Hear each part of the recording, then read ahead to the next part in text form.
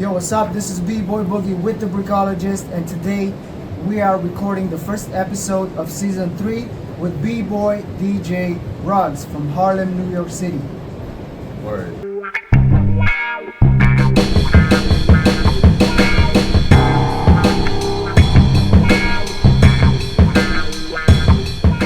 So, from what I understand, you come from a family of musicians. To some degree, yes. So on my father's side, they're really religious. They have a church in Harlem. I'm not gonna say exactly where, but my father grew up in the choir, so because of that, I grew up hearing like some church songs from the 60s, a lot of Motown. Like he sung a lot. The rumor is that like Teddy Riley was feeling him and wanted him down with Blackstreet, but my father didn't want to be down. I've actually gotten to stay at Teddy Riley's crib as a kid, so I got to see like his studio and stuff. Because one of my father's childhood friends is Kumo D. They've known each other since grade school. So being at Teddy Riley, who's also from Harlem, worked with Kumo D. My father was around when all of that was happening, so that was kind of the music around me, as well as LA Sunshine of the Treacherous Three. Him and Kumo D specifically are the ones I'm closest to, and DLB of the Fearless Four, which comes from the first hip-hop group that was signed to a major label, which was Elektra Records in the early 80s. So I always heard like music talk, and then I grew up on the like the first hip-hop tapes, so like Cold Crush performing in like Harlem World or like in the Bronx and shit, Treacherous 3 performing, Furious 5 performing, like all those like old hip-hop tapes where they rhyming off of breaks and shit. So like all of that. And then in college I actually took music classes, and lo and behold, I got to work with Rakim's oldest brother, who's a trained piano player, like right down the block from here. So the project's right down the block, there's a community center, and I worked with him for like 3 years, and he actually is the producer for Jimmy Spice's Dollar Bill Yard, old hip-hop record. You probably know it, like early 80s hip hop record, but he did that, and then he actually told me a story how his mans was recruited for Miles Davis. They pulled up to Miles Davis's crib. He didn't know who he was at the time, and his mans was like showboating, and Miles didn't like that and kicked him out the house. But yeah, so that's kind of like some of the musical influence I've been around throughout my life in a nutshell. There might be a couple of more things, but that's like the main vital musical influences, and a couple of DJs too. That's pretty rich. Thank you. A lot of people on the scene don't have this type of experience, but Facts. I'm sure a lot of people see your roots in the music that you play, in the dance that you make, in the stories that you post, Facts. the videos that you post. And thank you for sharing that and creating so much for the scene. No problem. I'm glad I could share it, because this has been an interesting experience. Indeed. All right, the second question is about gatekeeping. Okay. What is gatekeeping in breaking? To me, I feel like gatekeeping and breaking are the people that like call the shots. So they're the ones that like throw the events. They select the all-star crews or teams. They judge often. So I feel like there's like tastemakers in that, for lack of a better term. Yeah, it's the people that kind of like say who's up next and who isn't up next, so to speak. That's how I look at gatekeeping. Kind of the people in charge? Yeah. Let's sum it up, the whole bunch of semicolons. Yeah. Do you think gatekeeping and breaking is good or bad? I think it's both. I think it's good because there are people born into the culture of hip-hop and the culture of breaking, so I get it. But then I think it's bad because sometimes it's given to people that weren't necessarily born into the culture or born into breaking, so they might just be basing it off of their personal opinion rather than for the greater good of a community. And also like keeping in mind like certain events that have happened for better or for worse in the breaking scene, and people deciding to have conversations on that as well, and people not having conversations on that. So that's how I look at the good and the bad. So it's like, yeah, we could dictate who has it next and who will pass the baton to, but then it's like there's some that, oh, we're not gonna talk about that, and it's like, nah, there's a lot of stuff we need to talk about in the scene, good and bad. So that's how I look at it. Dope.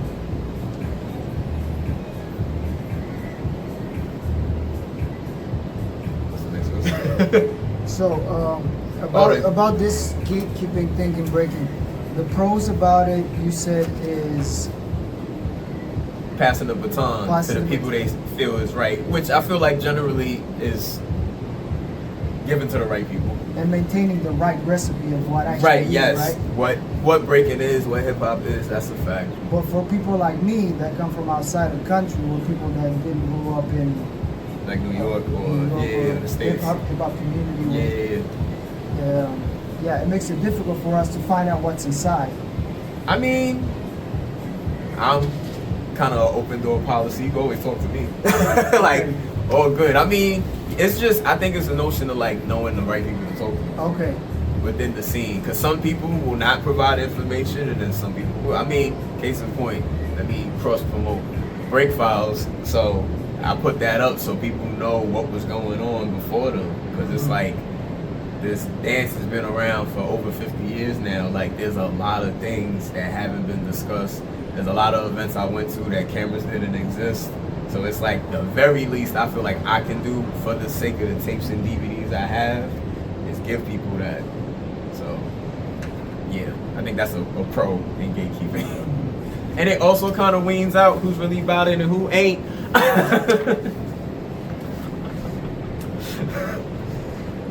That is a fact.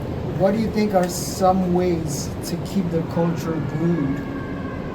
I think one of the best ways to keep the culture glued is to support all the elements within the culture. So if you're a b-boy, go to parties. Go to parties that got nothing to do with breaks. Just go to parties that play like funk and disco. Maybe they happen to have breaks in them, but like just go to that to have a good time, have a drink, chill with your homies, meet a girl, meet a group of people, dance. Like, these things need to happen because I feel like society is on the fritz or in a short circuit because these things are kind of like getting lost, and I feel like these will not only help society but it'll help the dance grow. I feel like there was something else I was going to say on top of that, aside from like being out and being social. Just staying open to learn the music, understand the eras that this music was made in, understand certain eras of breaking and why certain things happened the way that they did, and politics, what was going on in the world. Like, all of these things play a factor. It's like not, I feel like when it's breaking, people fail to like think about everything that was going on around when certain things were happening, if that makes sense. Nope. Wait, I'm trying to think anything else. Oh yeah, so go to not hip hop battles. I mean, yes, but I meant specifically like MC battles. So like, let me throw this in there. People in breaking battles are really sensitive because yeah, people talk. But have y'all ever been to like rap battles, bro, where they say disrespectful shit to each other in their face on some acapella or like an instrumental? Like, that's a whole different like animal, and you gotta eat that and then come up with better bars or have some bars stored. Like, go to that. I feel like that'll change your outlook on like battling and throwing burns. Like, it's not that serious. And then also there's graffiti events still. And truth be told, in me being able to hang out with MCs and being able to hang out with producers and DJs that don't necessarily know b-boys, they appreciate our culture or subculture, but I feel like breaking is a culture within itself, arguably. But I feel like if we were more intertwined, there would be more songs made for us. There would be a bigger understanding, broader understanding of our culture. Because, I mean, sadly, I talk to people, and if I mention breaking, I get gifts of Australian girl, and that's not my fault. So, yeah, I feel like if different elements went to different events, that'll help breakers be respected more, but for every element to be respected more. And there's events of every element across the city, in New York at least, or the tri-state at least. So I'm sure it's like that in other cities, in other countries. Shout out to the other festivals that happen around the world that do their best to keep all of this blue too. So yeah, just everybody supporting each other. Yeah. How was it to work with Grandmaster Theodore and Curtis Blow? As a dancer, that was very interesting. So our show was in Philly. Okay. And I was in the car with them for 2 hours. It was me, Poyo, and Edwy. Edwy wasn't dynamic. I'm not sure if he's still in dynamic, but from Colombia. Shout out to Colombia. And it was just them telling stories that whole ride to and back. So there's a couple of like old school people, and I'm gonna bring this up in a post soon. There's a couple of like pioneers that have really good interpretations of other people. So Grand Wizard Theodore has a phenomenal interpretation of Chris Rock, where he sounds like just like him. Okay. Because Chris Rock grew up as a fan of his. So yeah, he does his voice really well. Curtis Blow shared with me that he actually grew up in the building that Betty Shabazz, Malcolm X's widow, lived in when he was growing up, and how he had a crush on her and Malcolm X's eldest daughter, if I'm not mistaken. So like stuff like that. You've been around a lot of certain people, like pioneers, and then just being able to like chill with them. Cause I did a show with Curtis Blow there, and then there was one at Lehman. It was like an anniversary for the Fever, which was a legendary hip hop club. Shout out to Sal, one of the first Italians involved in hip hop since the 70s. In the Bronx, like right by Yankee Stadium. There was an anniversary for that at Lehman College in the Bronx, and I met Curtis Blow there. Speedy from the New York City Breakers hooked that up, because him and London have been Curtis Blow's dancers since the 90s and the 80s. Speedy in the 90s, London since the 80s. If you see Crush Groove, London is a backup dancer for Curtis Blow when he's performing. I think If I Rule the World.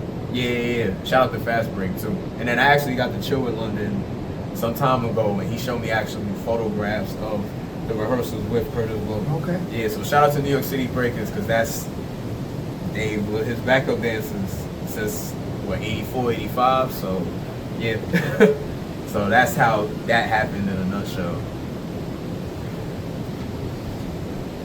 I've heard that if you would look back in time in the beginnings of the movement, you would have to go to each borough of New York to gather all the puzzle pieces, put them all together, and then you'll be able to see the entire picture. Yeah. What piece of the puzzle do you think Harlem holds? I think Harlem, from what I know, I think Harlem holds kind of like the bridge between the Bronx and Manhattan to a degree. So I say that in the breadth of knowing that, so historically speaking, in historical context, Crazy Legs is from the Bronx and moved to Manhattan around the Dykeman area and was looking for young city boys, which happened to be Ken Swift, Kippy D, rest in peace, Take One, rest in peace, Frosty Freeze, rest in peace, Ty Fly, and a few others, which were on the Upper West Side, but it's like bordering Harlem, like the beginning of Harlem, like the 90s into the early hundreds, Douglas Projects area, shout out to Douglas Projects, like all of that, and that's a part of Harlem. And then knowing Trixie, which was one of the first B-boys at Kool Herc's party, along with Dancing Doug and Salsa, who I heard was one of the best at that time. I may add that, Trixie grew up in my father's neighborhood, which is basically on the other side of Harlem, so like on top of St. Nicholas Park, so like Convent Avenue area, where they, right before City College, where they filmed Juice at. So he's from over there, but his family's also from the Bronx. So there's a couple of people, just because you live uptown, a lot of us have family that live in the Bronx, or we happen to go to school in the Bronx, like it's stuff like that. So I've had childhood friends that went to school in the Bronx that are from Harlem. Dancing Doug told me, so he's from Polo Grounds, which is the projects right across the street from Rucker Park, the known basketball court. Like Dr. J played there in the 70s. Like it's been rappers own basketball teams during the summer, and they played, like Jay-Z had a team at one point, Fat Joe, like shit like that. those projects Dancing Doug is from, but he went to school and he partied in the Bronx. So the correlation between the Bronx and Harlem is like kind of close knit. Okay. But then it's like a lot of Harlemites also went downtown. So, and a part of my story, my father went downtown at one point, but not in the essence of hip hop, more so just the club scene.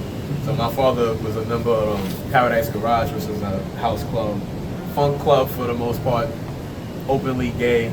They had a night where they allowed straight people in, and that was around the late 70s up until the late 80s, but a lot of tastemakers was there. So Keith Hammond was there, Grace Jones performed there, Madonna performed there when she first came out and actually got booed. My pops was present for that. So like a lot of Manhattan nights came downtown. That Rocksteady era of Frosty Freeze and Ken Swift started to come downtown. So I feel like in essence, Harlem is kind of that bridge, if it makes sense. Yeah. And then at the same time, maybe people felt more comfortable to come to Harlem than the Bronx, because the Bronx did not look like it does now. Like a lot of burnt buildings and just the trains and stuff was still going on. It was park jams and it was still clubs, but like, I mean, it's not to say Harlem was perfect, because there was still a lot of abandoned buildings too, but there was still clubs like Harlem World that a lot of people came to, because Brooklyn came to a lot of uptown jams, for what I was told, like damn near since the 70s, like Brooklyn made it their business to like be around. So respect to them. And then just the history of Queens too. And then it's like, it's the music solely, so it's like everybody's interpretation of the music in every borough. And then people traveling too, so people from outside of New York, or some New Yorkers don't think about cousins, aunts and uncles that live in other boroughs. So there's always been a connection there somehow, because people are always traveling. Like even for me, like I grew up in Harlem, but I have cousins in Long Island that I would go to see in like Bay Shore, or I had friends and family that lived in the Bronx. So I'm always going to these different places and seeing like the artists and the music that they play, and that ripples down as far back as we've been in New York. So yeah, I feel like everybody influenced each other, but to answer the question, I feel like Manhattan is kind of that bridge. And then it's like the groups that came from here too. So like Beastie Boys, well not all of the Beastie Boys, but I feel like rest in peace MCA, but Ad Rock and Mike D I think are from Manhattan. And then like Treacherous 3, Fearless 4, they're from Manhattan. Crash Crew, early rap groups are from Manhattan. Disco 4, Manhattan. Spoonie G, Manhattan. Yeah, it's just bridging the gap. Give me 3 things you think are going bad in the breaking scene. Not the right gatekeepers. Okay. People being too sensitive. And I feel like as a whole, it's not to single anybody out, our fashion could be better, because we were known for our fashion. Like, I'm dressed, I'm home, but like, look at what you wearing, bro. Like, I complimented your outfit as soon as you walked in my crib. Like, thank you. Nah, but real shit though. Like, you came here proper, but it's about that. Like, and it's always been about that. Like, I feel like fashion is just as important as the foundation itself, like its presentation. So, yeah. Dope. Yeah. All right, give me 3 things you think are going good in the breaking scene. Despite the Olympics, people still respect it. Everybody's doing their thing globally. Like, there's festivals everywhere. And more OGs, more older artists are getting hired to like perform. And there is a respect there. Like, certain people might have their complaints of certain corporations doing what they're doing. But at the end of the day, the corporations are doing their best job to hire the right people that are involved with what we do. So you kind of can't be mad at that. It'd be different if it was like fucking Katy Perry, Taylor Swift, but it's not. They give us the right people, so I can't be mad at that. It is what it is. And all the children involved. Because I started out as a kid, so it's seeing how much people are pouring into children now. And then even myself, I worked at Kid Glass Studio for like 3 years, and her schedule changed, but I was teaching a young girl for the last 3 years, and I told her, I was like, yeah, you got more foundation than a lot of people. Like I showed you like a lot of stuff. So yeah, it's always rewarding to see children and then see them hit certain combos that you know, like this is that moment for them, and there's like plenty of more to come. Mm-hmm. So I'm always thankful to like witness that. Dope. Yeah. Dope. Do you think that the 4 elements of hip hop are connected in the present? You kind of already answered it. Yeah. Do you see any new or forgotten ways of making a stronger connection between the elements of hip hop?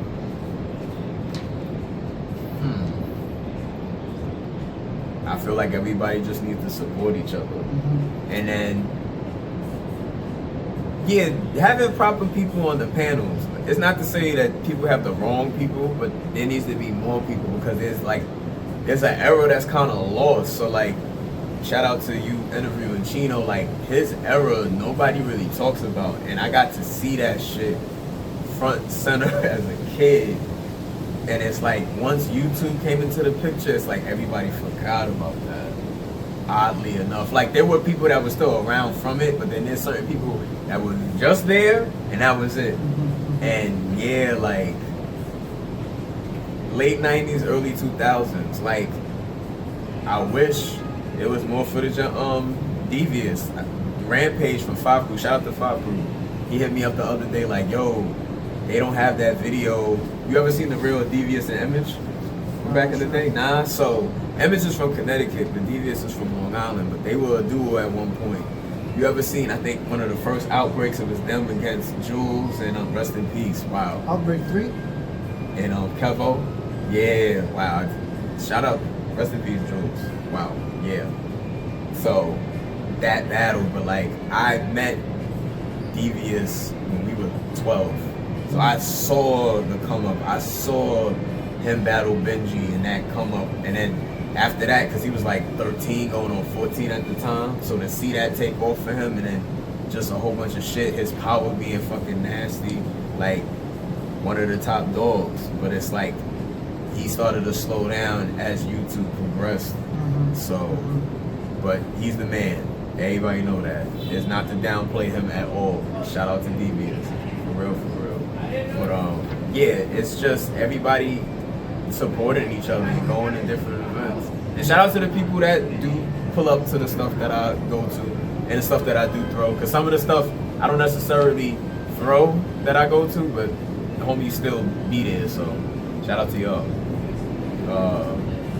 Wait, let me see the question again. Do you see any new or forgotten ways of making a stronger connection between the elements of hip hop?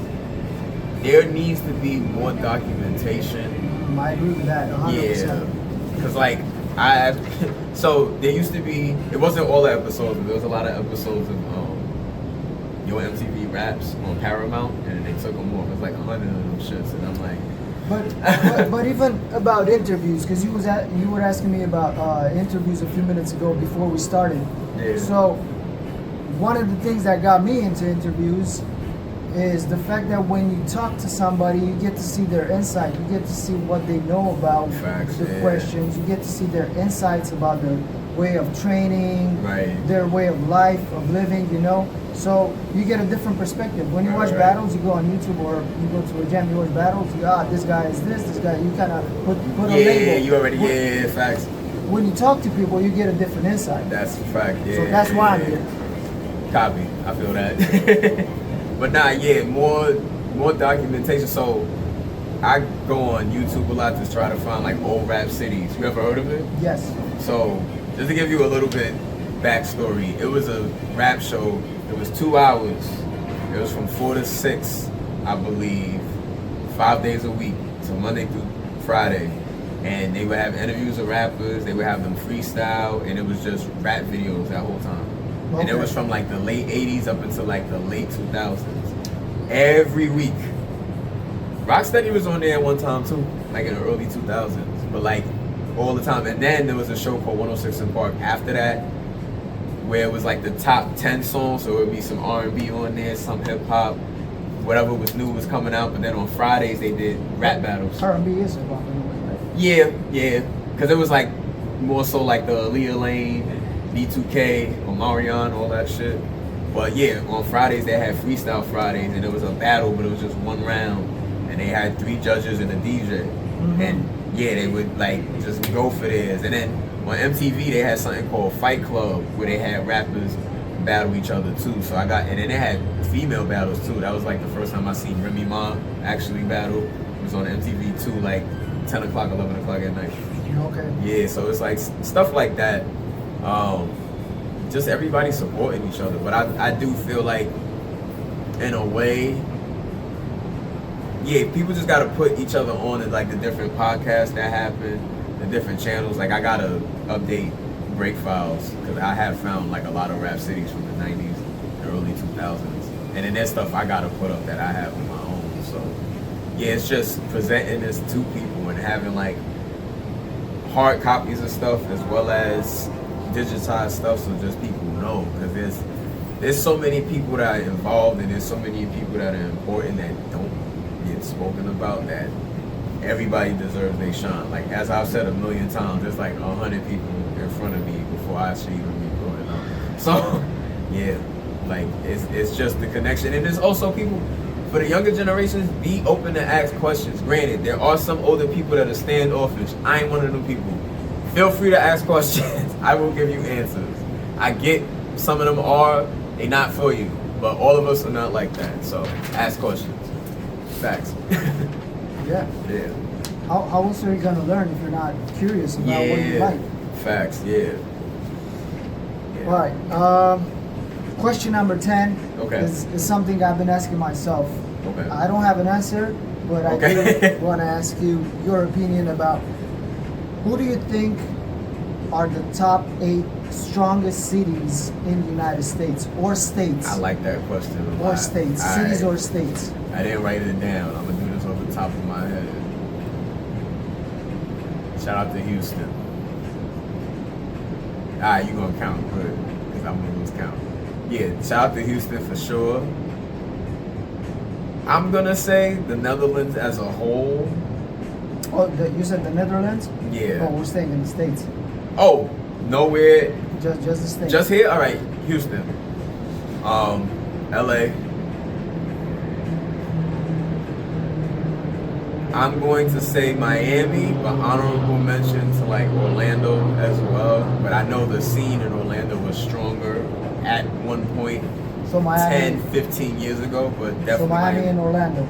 Yeah, together. yeah, more or less. I know y'all your own thing, because I ain't trying to. Actually, now, I would say DMV area. Okay. Ohio, Chicago. Shout out to Chicago. Did I say Boston? No. I'll say Boston, but I mean generally like the Northeast. So I want to say Providence, Connecticut, Boston, Maine. Shout out to the Pines. Y'all know we all shout out to Pine Squid. Shout out to Rusty. We got one more. Hold on. I said DMV. Oh! Damn. Alright. I'm in a toss-up. I'm gonna go with Atlanta, but I want to honorable mention to Nashville, but I was gonna say Atlanta. Okay. Yeah, Atlanta. So we got Houston, Miami and Orlando. We got Ohio. We got Boston. We have LA. Yep. Atlanta. Yep. I said DMV. DMV. What else I And said? Chicago. Yeah. Chicago. Yeah. There you go. Yeah. Ruggz yeah. is pick. Top 8. Yeah, facts. If I didn't say your city, my bad. But nah, yeah. Houston for sure. Houston and definitely Chicago. I haven't been to Chicago yet, but I've known what time it is since I was a little kid. Shout out to Brickheads. Shout out to Self X too. Shout out to Face too. Yeah, shout out to like everybody in Chicago for real. Look, we all got our own opinions. You are welcome to tell yours in the comments down below. This is B-Boy Boogie with the Breakologist. This is DJ B-Boy Ruggz from Harlem, New York City. Word.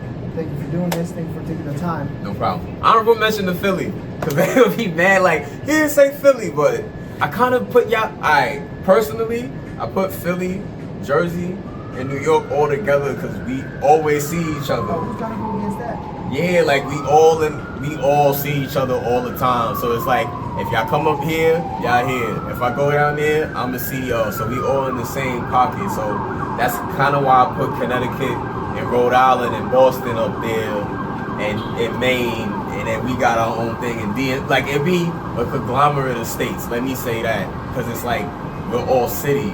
So, and then it's like, yeah, it just makes more sense because that's and it's kind of always been like that. Because I always saw heads from different states at New York jams, and then when I went to other jams, I might see a couple of New Yorkers there when I'm out of state. So yeah, all the same. Word. Word. Thank you, bro. Nah, no problem. Peace. Peace.